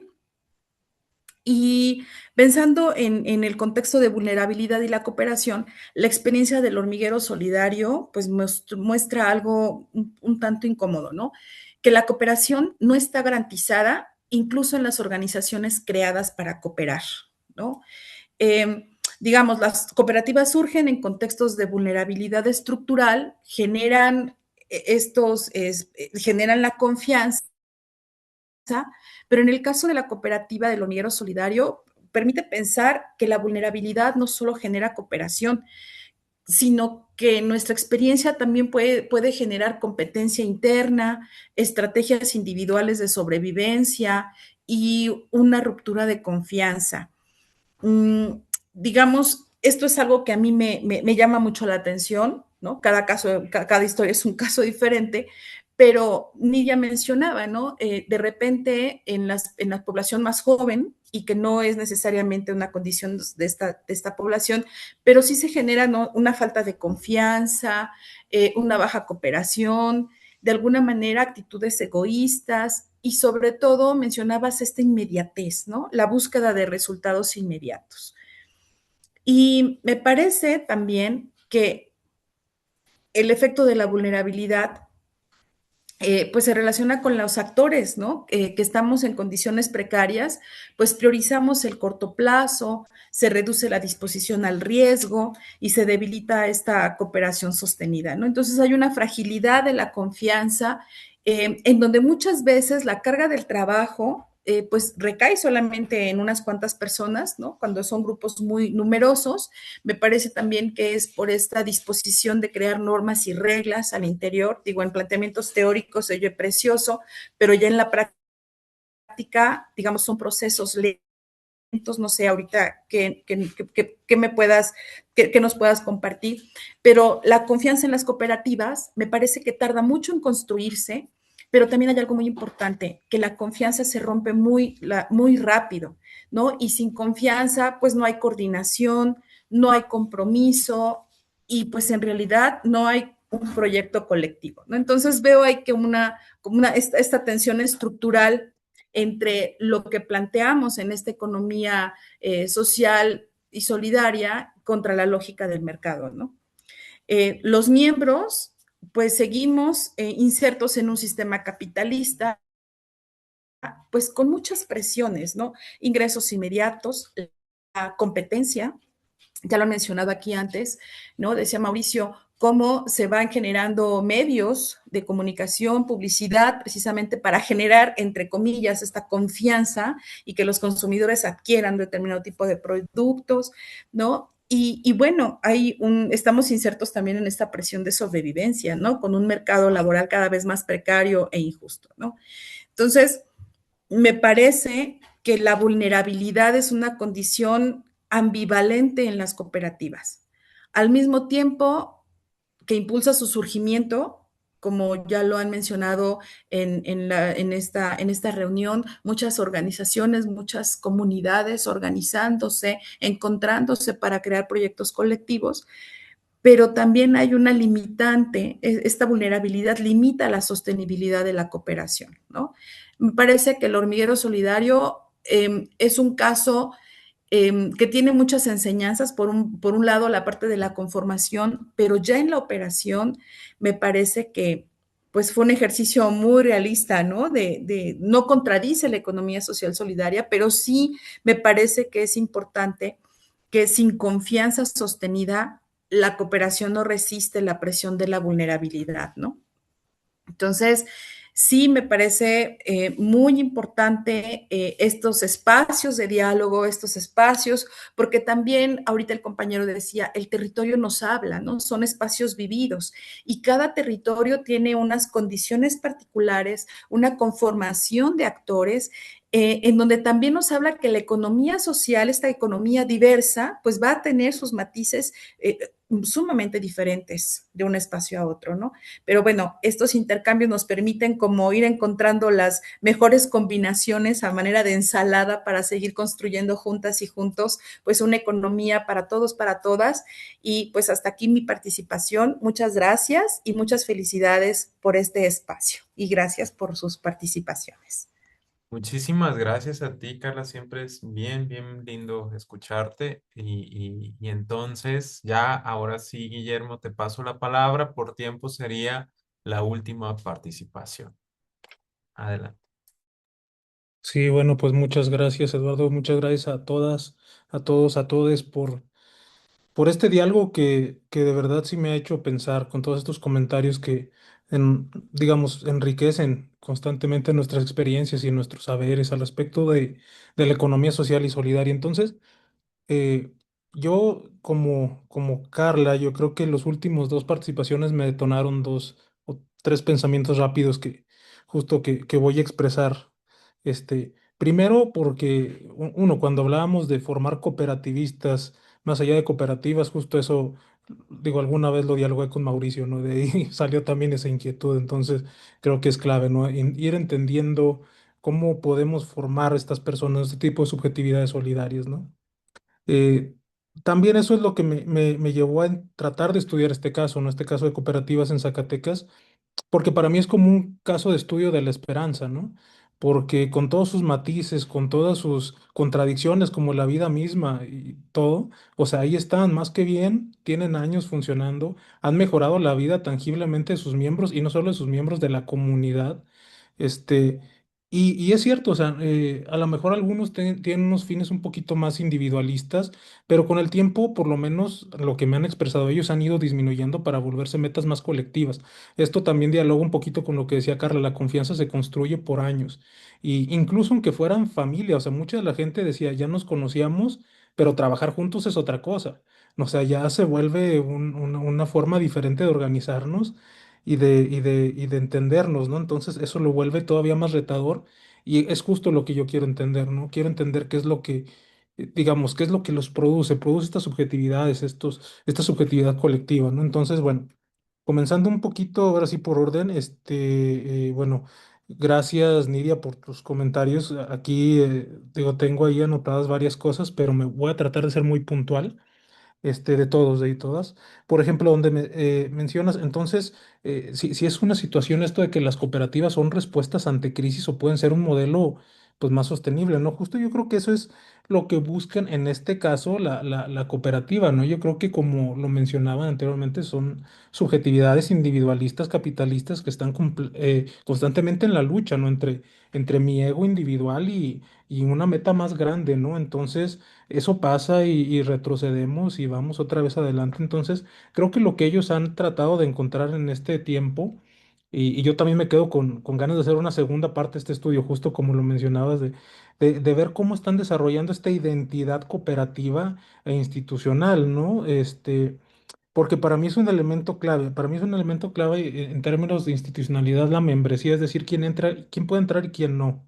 O sea, porque para mí es como un elemento que de hecho escribí al respecto y probablemente después algún artículo luego también lo comparto.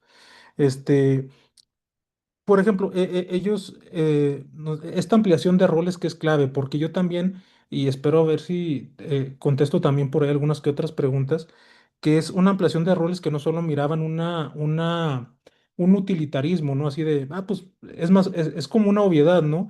Pues si somos varias personas, pues consigo precios más baratos, o soy más competitivo en un mercado competitivo, ¿no? Que me obliga a hacerlo, o tengo más capacidad de compra pues sí es como una obviedad, pero en la realidad la gente no se junta ni siquiera en esa misma circunstancia, ¿no? Y sin embargo, lo que veo aquí es que no solo es eso, no solo es reunirse para tener mayor margen de mercado, sino que se reúnen también para atender necesidades de su comunidad, o sea, carreteras, tractores de todos, de todas, de todas las compañeras, semillas y compartirlas entre todos y todos. O sea, qué fácil sería para mí si yo soy ese ese elemento articulador entre gobierno y comunidad, convertirme en un cacique y decir, ¿sabes qué? Yo concentro todos los recursos y no los distribuyo a nadie más. Sin embargo, eso no pasa. Entonces yo creo que ahí no estoy frente a una racionalidad instrumentalista y utilitarista completamente, tampoco individual. Entonces, a mí me gusta algo que tú también mencionaste, que es un elemento que yo, híjole, como todos tenemos esas perspectivas distintas y esta me enriqueció mucho, que es esta condición de posibilidad de la subordinación del ego relacionada con la alta participación e involucramiento de las personas, como una posibilidad también de politización y creo que estaría fenomenal también entender un poquito más al respecto porque es un elemento que yo no lo había visto de esa manera. Entonces, digo, ahí creo que es un elemento clave para después entenderlo, ¿no? Entonces, bueno, hasta ahí dejo esos comentarios. En el caso de Eduardo, justo me dices la confianza en la comunidad y qué pasa en otros entornos. Y eso es muy interesante porque yo platiqué con los cooperativistas que, o sea, decíamos, muchas veces la gente de zonas rurales es más desconfiada. Y él me decía, sí somos desconfiados, pero en la ciudad son más desconfiados todavía, ¿no? O sea, dice, realmente yo creo que no nos comparamos, ¿no? Y aún así, él me decía yo lidio con eso constantemente, ¿no? O sea, él que fue como el iniciador, el líder territorial, tiene muchas más vivencias de muchos procesos que los otros miembros, eso también es cierto. Entonces él te dice, te cuenta así como cómo ha sido una constante ir y venir. Otros te cuentan lo bueno, otros te cuentan lo no tan bueno, pero él sí hacía mucho contraste en eso, ¿no? Entonces, sí se vuelve difícil en un entorno de una desconfianza institucional latente que también tocaba Mauricio, ¿no? De cómo, si yo ya no creo en el Estado, y yo creo que los demás son igual, pues a veces ni siquiera estoy ya a lo mejor en ese punto de que ni las redes con otras personas confío, ¿no? Entonces ahí se vuelve complicado ese entorno, como maniobrarlo o ir nosotros organizándonos para hacer algo. Ahí es donde me parece muy interesante el caso. Aún así, y con este contexto, ahí están y tienen años e impactan la comunidad. Entonces, por ahí iría como esta dificultad en estudiarlo de manera urbana y bueno, ¿qué más? Justo también, eso también, ahora me voy con la parte de Paola, que también como esas falta de políticas públicas, de cooperativas, por lo menos ellos lo resienten mucho, desde la pérdida del FONAES a la falta de mucho contacto con gobierno, porque antes ellos tenían un diálogo, sí, desde con la gobernadora Amalia y luego con otros gobernadores, con funcionarios, secretarios, o sea, sí hubo una politización que trató de generar recursos y traerlos a la comunidad de un lugar completamente olvidado. Y ahora ya ni eso, ¿no? O sea, él sí lo ha manifestado conforme de que se ha ido deteriorando esta comunicación y en realidad sí no hay ningún apoyo, por lo menos en la actualidad para ellos, ¿no? Sí ha habido uno que otro, pero él dice que a comparación a cómo estaban y otros me lo han manifestado igual, pues ya no es igual, ¿no? Entonces, bueno. eh, Ok. Bueno, lo de Mauricio, que también hablaba del factor C de Raceto, de la cooperación, compañerismo. Me pareció bien interesante y voy a retomar nada más la parte de la provocación, ¿no? De esta instrumentalización de la confianza, ¿no? De generar confianza para constituir una sociedad completamente individualista. Eso yo lo abordaría, por lo menos académicamente, como una distinción entre confianza y fiabilidad, que no sería lo mismo. La fiabilidad sería, por ejemplo, tratar de instrumentalizar esa confianza, o por lo menos aparentarla a nivel institucional o para fines diversos. La confianza es como más amplia, por lo menos hasta donde yo lo entiendo, no tiene que ver tanto o solamente con el mercado, sino en hacer colaboraciones constantes, este, pero me parece bueno, porque por lo menos en este punto a mí sí me detonó esta parte. Solo estamos instrumentalizando ayudas que yo solo no puedo conseguir y luego me hago lo que tengo que hacer y listo para no perder digamos, este beneficio que yo obtengo directo, pero la realidad es que han pasado más cosas en esa cooperativa, no solo se queda en esta parte, ¿no? Entonces, eso lo conecto también un poquito con lo que me decía, o con lo que nos decía Marcia, de esta parte de estos préstamos, ¿no? Que yo cumplo con mi préstamo para que me sigan prestando, ¿no? Entonces, es esa racionalidad instrumental, pero de nuevo acá no nada más cumplía. Sí, sí hay algunos miembros que todavía están como en el que... Me acuerdo de una frase muy interesante de un miembro que me dijo, a veces se va uno, pero hay que regresar a hacer la confianza, ¿no? Y fue como hacer la confianza, o sea, no dijo confiar en los demás, no dijo confiar entre todos, dijo hacer la confianza. Y eso a mí dije, ok, y digamos, no estamos hablando de una masa homogénea de personas que piensan igual, y no, cada quien tiene su batalla propia. Sin embargo, a veces por la misma utilidad ahí están, y por lo menos en este caso. Pero es cierto que ese es uno de los grandes debates, yo creo, en ahorita, ¿no? Que la economía social y las organizaciones de la economía social solo deben de mejorar la vida de sus miembros o tienen que hacer ese impacto. Yo creo que, como muchos y muchas de aquí, pues vamos a pensar que hay que hacer un impacto, ¿no? Y justo es lo que hacen esas cooperativas.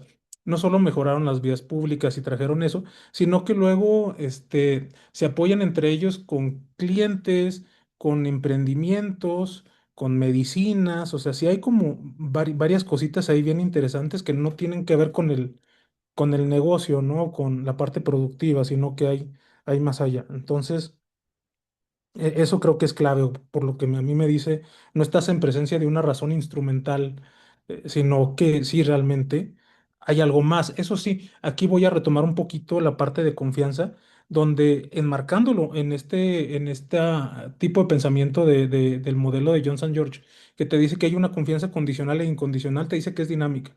Confían y desconfían, y a veces hay cosas que los hacen confiar y cosas que los hacen desconfiar, ¿no?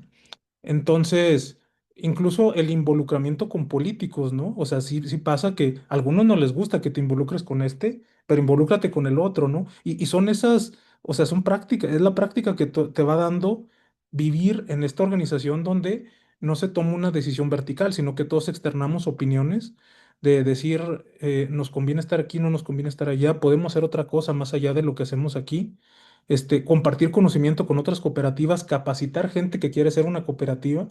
eso también lo hacen, y no verlo como competencia, pero también a veces no aceptarlo, o sea, así como decir, ¿sabes qué? Yo te ayudo, te capacito, pero no eres parte de nosotros.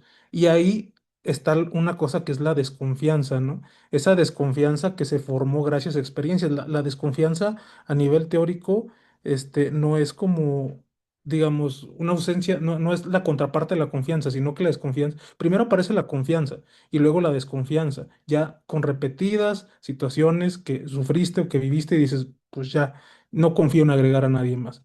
Y también están en ese dilema, ¿no? Entonces, bueno, con Diana también un montón de cosas, digamos, desconfianza, ¿no? Me decía la diferencia entre el campo y la ciudad. A mí me interesa mucho hablar de eso y ella dio un montón de ejemplos bien interesantes, ¿no? Del bosque de niebla en Veracruz, de las cooperativas de café de solo mujeres, ¿no? Todo eso, digo, vemos la multiplicidad de casos, cada caso es un caso y claro que sí, ¿no? O sea, en el campo pasa una cosa, en la ciudad y en entornos urbanos seguramente otra.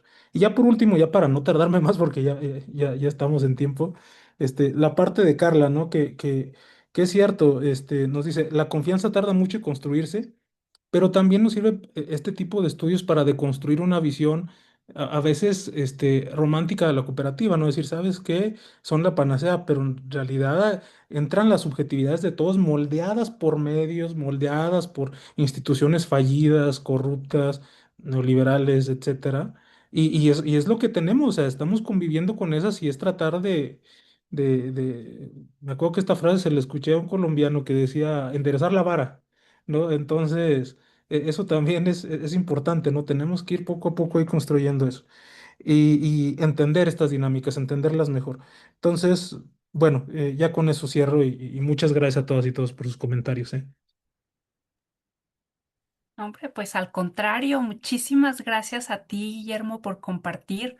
Eh, Todavía hay un comentario más en el chat.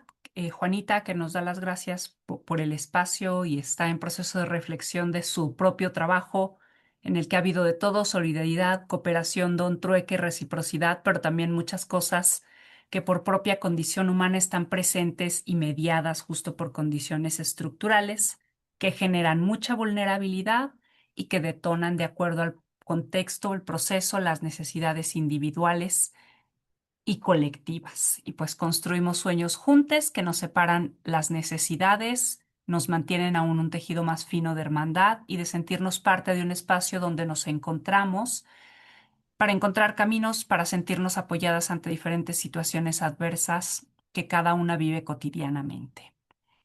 Bueno, es parte de lo que nos comenta finalmente Juanita. Guillermo, de verdad, muchísimas gracias por compartir tu trabajo. Nidia, muchísimas gracias por tu lectura y a todas y a todos los que comentaron el día de hoy, gracias por sumarse a este diálogo. Y pues los esperamos el próximo 20 de mayo, que también tendremos una plática interesante sobre formación de ciudadanía como mecanismo para la sostenibilidad de las cooperativas de cuidado. Entonces, por aquí les esperamos en este espacio. Gracias por sumarse y nos vemos la próxima. Gracias, chao, chao.